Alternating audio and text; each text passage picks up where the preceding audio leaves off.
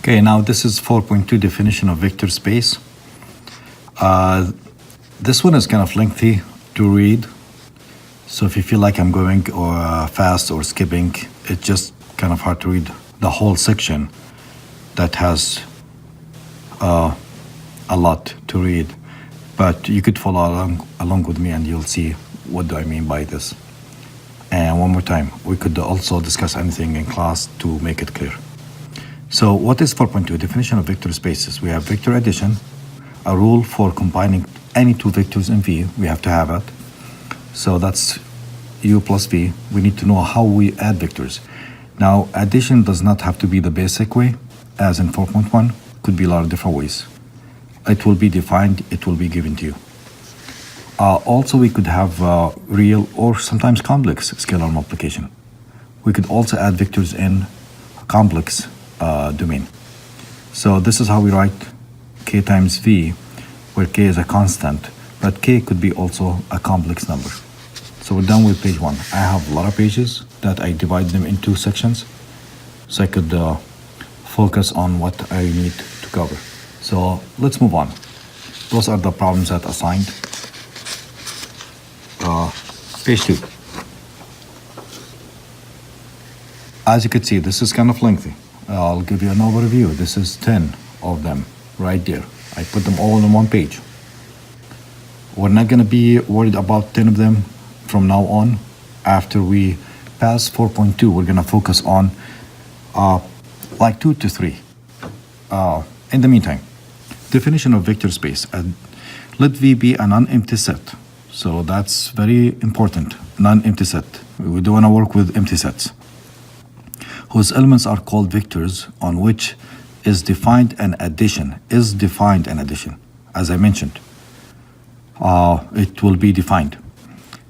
Operation and the scalar multiplication operations with the scalars in F. So F does not have to be real numbers. It could be any other set. It could be real, could be complex, and so on.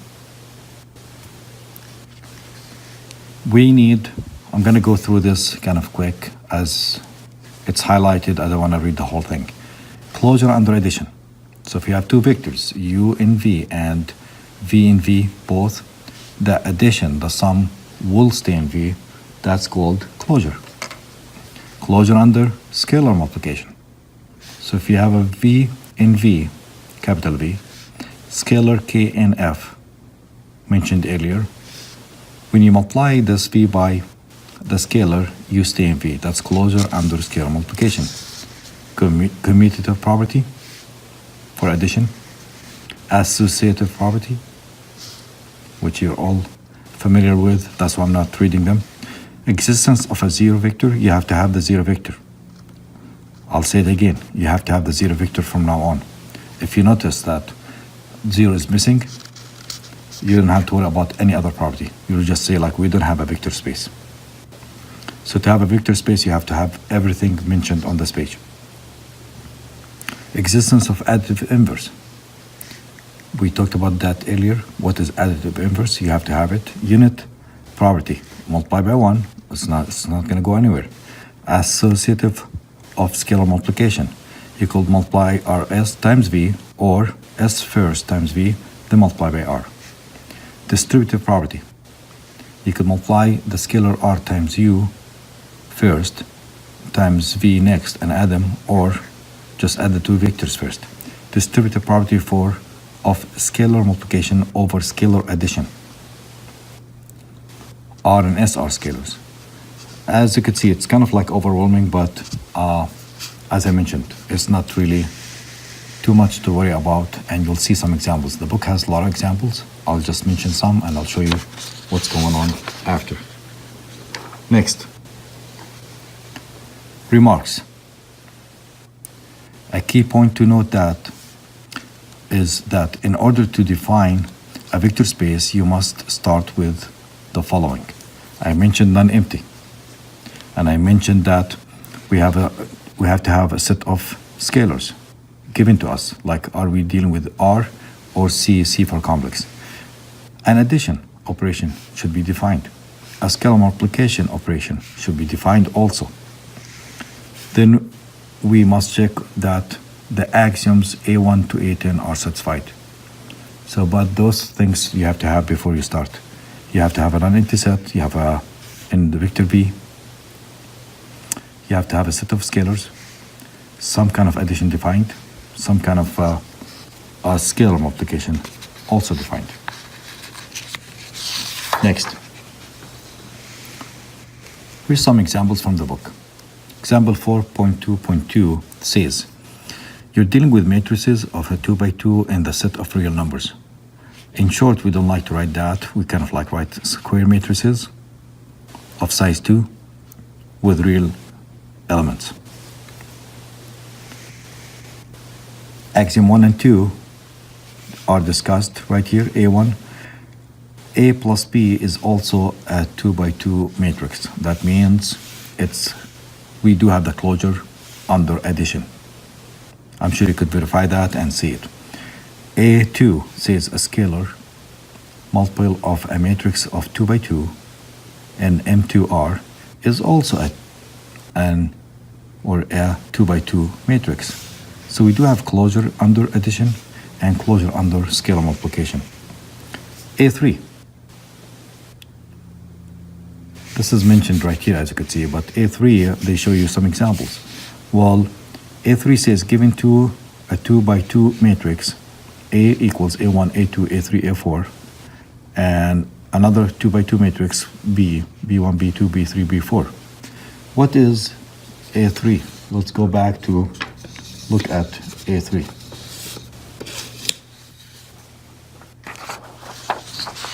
A3 says commutative property of addition.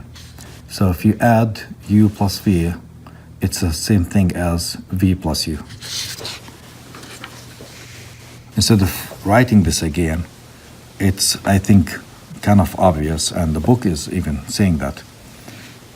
So you have A and B, A plus B equals, we add the first component to the first component, A1 plus B1, and you just keep going. Well, we could use the additive or the commutative property in addition of numbers. A1 plus B1 could be written as B1 plus A1. Then we could spread them back, B1 here and A1 here, which is written as B1, B plus A. So A plus B is the same thing as B plus A. This lot of work is only to show that A plus B is the same thing as B plus A. Moving on. That's A3. Let's look at A4. A4 is A plus B plus C should equal A plus B plus C this way by adding B and C first instead of A and B first. I'm not gonna read this, as you could see, but it's similar to the previous page, and we'll move on. The zero vector, that's A sub 5, A5 I mean. This is the zero vector. We all agree that if you add any matrix A to a zero vector, it's gonna give you A. A6, additive inverse. What is A6? Yeah, well, if this is A, I believe this is A inverse. In addition, it's minus A. If you add them, you get the zero vector. So we're down here on page 5, which is not bad so far. Moving on. I have A7 multiplied by 1, A8 multiplied by scalars, A9, A10. I'm not going to read this, as you could see. There is no point of reading it and make a video out of this. Moving on. Here's what we have. Remark. So, in a manner similar to the previous example, it is easily established that the set of all M by N matrices with real elements is a real vector space. So it's not just like N by M. It doesn't have to be square matrices. It could be applied to M by N. Similar thing. Moving on.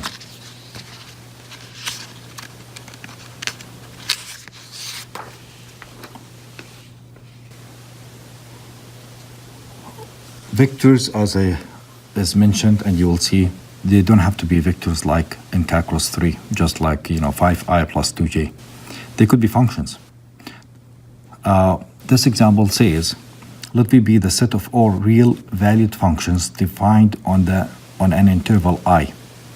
Define addition and scalar multiplication in V as follows. If f and g are in V and k is any real number, then f plus g and kf are defined as the following. F plus g, you're adding two functions, and we're dealing with functions. Of x will be f of x plus g of x, of course, in the domain. Scalar multiplication, kf, means you look at f of x and multiply it by a scalar. So it could be applied to functions, could be applied to any other thing, and we're going to have functions anyway. Same thing. A3 is defined. You could see that f plus g, as it's defined, could be written as g of x plus f of x, which takes you back to g plus f, so commutative is applied. Moving on. Those are the other properties. I'm sure you could understand the commutative, the associative, the multiplication by a scalar, and so on. This would be described as the additive inverse. And here's the additive inverse. If this is your function defined on the interval from this point to this point, I, this would be the additive inverse. Because if you add this to this, you will get this highlighted in yellow, which is the zero function, as described. Okay? Here's a remark that I would like to read for you. It says, as the previous two examples indicate, a full verification of the vector space definition can be somewhat tedious and lengthy, although it is usually straightforward. Be careful to not leave out any important steps in such a verification. I said that more than once, and I'll keep saying it. This section is not really hard. It's just like being familiar with the 10 axioms. And we're gonna focus from 4.3 on just few. That's all what we need, by the way. Moving on. So if you have polynomials, your vectors are polynomials of degree 2, that will be written as p of x equals ax squared plus bx plus c. Having two vectors, p1 and p2, polynomials of degree 2, this is how you add them.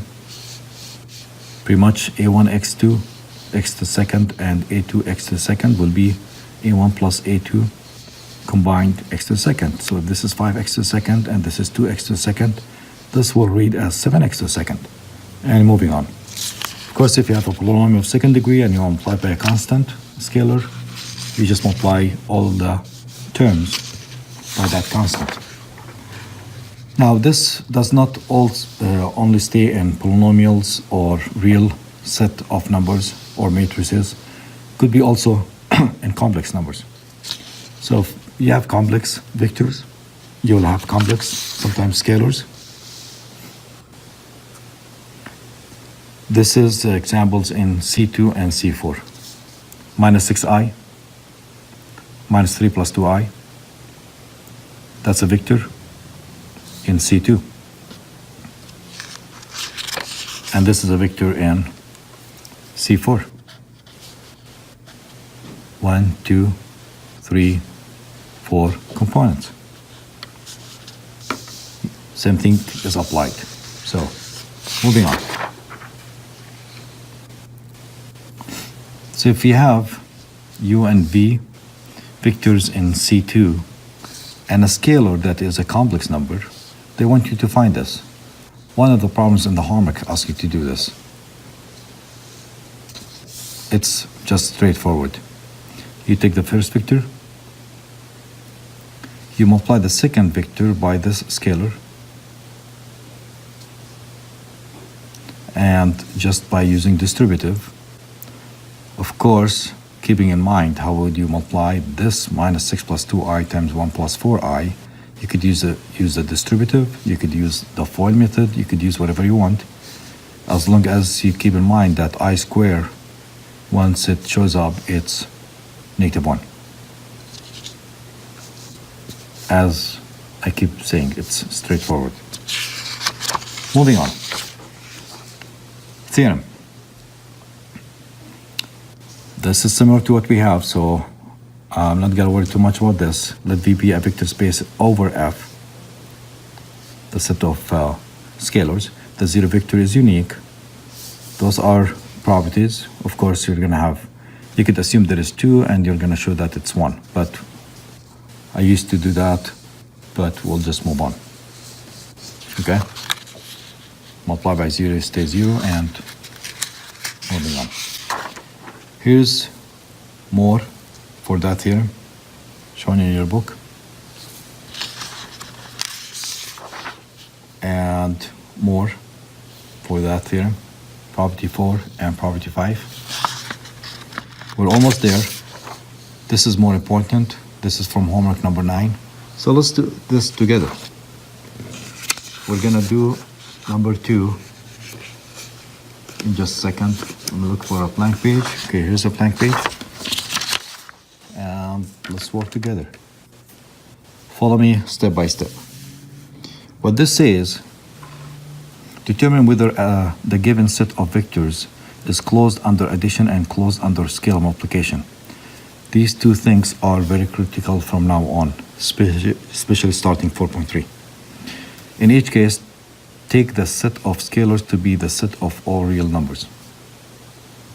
So we have S equals matrices of 2 by 2 with elements of real numbers such that the determinant of this matrices that belongs to my set, they have this property, determinant equals 0. We need to discuss two things. So let's discuss the first part, closed under addition.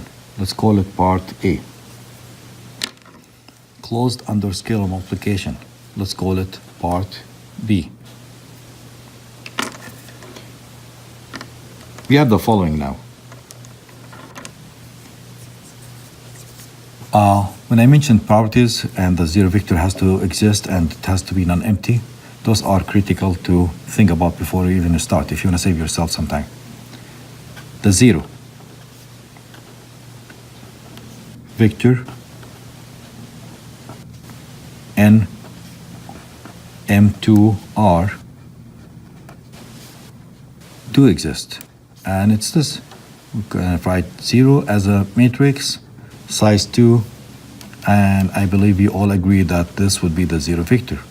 So if you add this 2 by 2 matrix to any matrix A, it's going to stay matrix A. Now we're going to make sure that this belongs to my set of these matrices with this property. Let's see if this belongs here. Since the determinant of this 0 matrix of 2 by 2 equals 0, of course you could see 0 times 0 minus 0 times 0 is 0. Now we could say that this matrix of size 2 with all zeros inside is an element of this set S. Okay, now moving on. Let's go to part A, which is closed under addition, and see if this is verified. Part A. Let A equals 1, 0, 0, 0, and let B equals 0, 0, 0, 1. Then the determinant of A is 1 times 0 minus 0 times 0, which is 0. And the determinant of p, which is 0 times 1 minus 0 times 0, is also 0, equals determinant of p.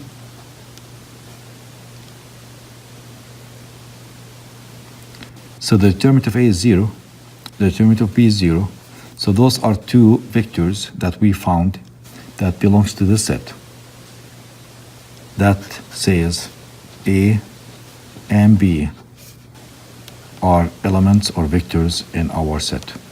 So that's how usually we start. We take two vectors that belongs to our set that satisfy the property of the set, and we're trying to test if the sum stays inside as being called closed under addition. Look what happens now. I picked these ones that will show you that it's not going to add up. However, a plus b equals, add this to this, you could see the 1 adds to 0 and 0 adds up to 1, so we're going to end up with ones diagonally this way. The determinant of a plus b equals 1 times 1 minus 0 times 0, which is 1. But that's a problem. And the problem occurs that this does not equal to 0. And the property says all elements in S are matrices of this type that have this property. Now the sum does not have this property. And that says that a plus b as a sum does not belong to our set that was given to me. So S is not closed under vector addition.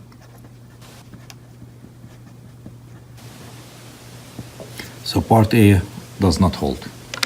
Let's go to part B.